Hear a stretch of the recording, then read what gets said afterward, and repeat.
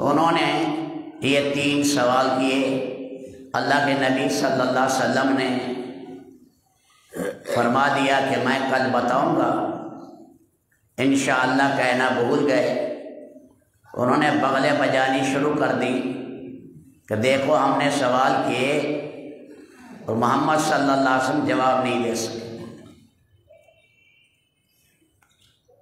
آپ علیہ السلام نے فرمایا جب اللہ مجھے بتائیں گے تو میں تمہیں بتاؤں گا۔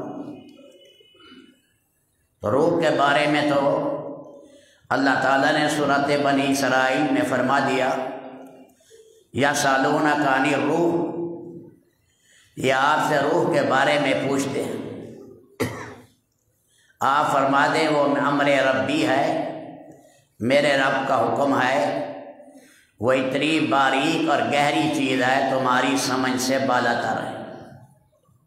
ایک روح حیوانی ہے جسے سانس کہتے ہیں، اور ایک وہ روح ہے جائی تو انسان زندہ ہوا، گئی تو انسان مر گیا۔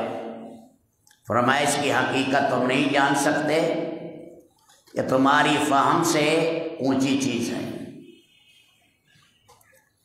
دوسری چیز اصحاب کہف کے بارے میں تو اللہ نے یہ سورۃ کہف میں بیان کیا۔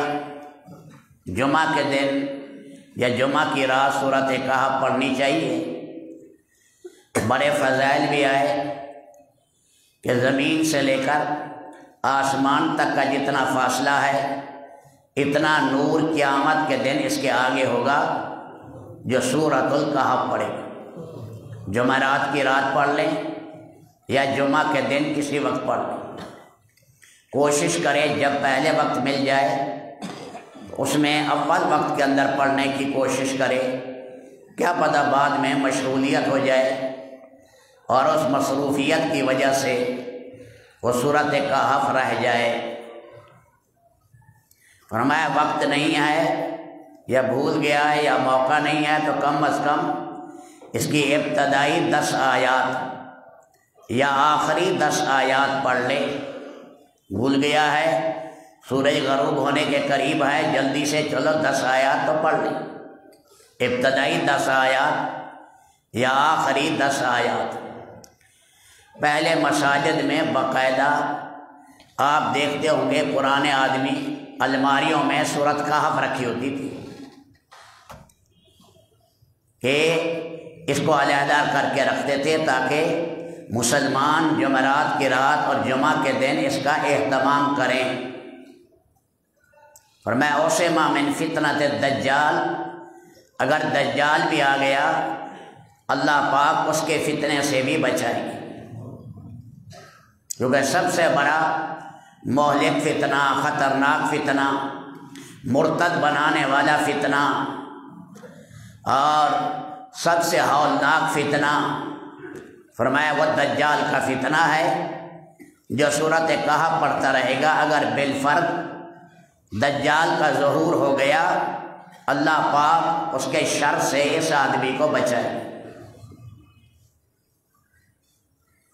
سیدنا علی کرم اللہ تعالی فرماتے ہیں جمعہ کے دن اسے پڑھ لیا کرو، اگلے جمعے تک اللہ ہر شر سے بچائیں گے۔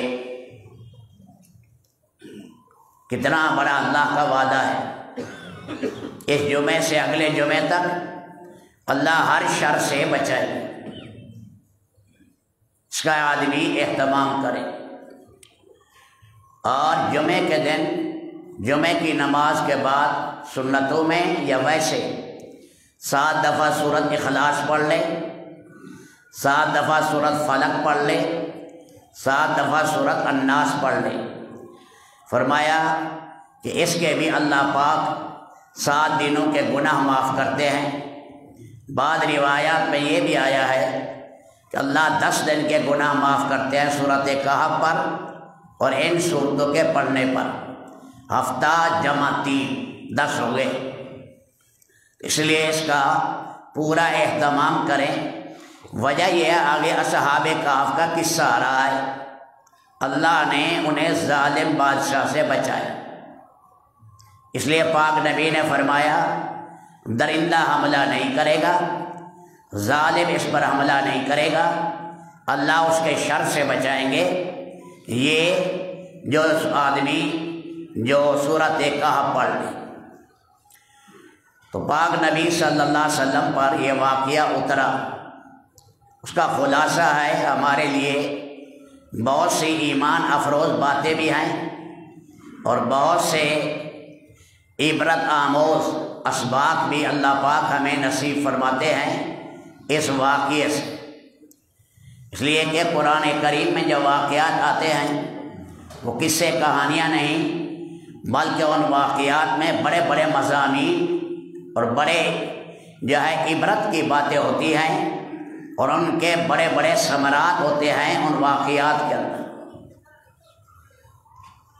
وہ صرف اللہ تعالیٰ تلذذ کے لیے نہیں بیان کر رہے، بلکہ اللہ کی قدرت قاہرہ اور قدرت بالغہ اور اللہ کے علم محیط اور حکمت بالغہ اس کے اندر واقعات میں ہوتی ہے، تاکہ آدمی انہیں سمجھے، سوچے اور اس واقعے سے ہمیں کیا کیا سبق ملے۔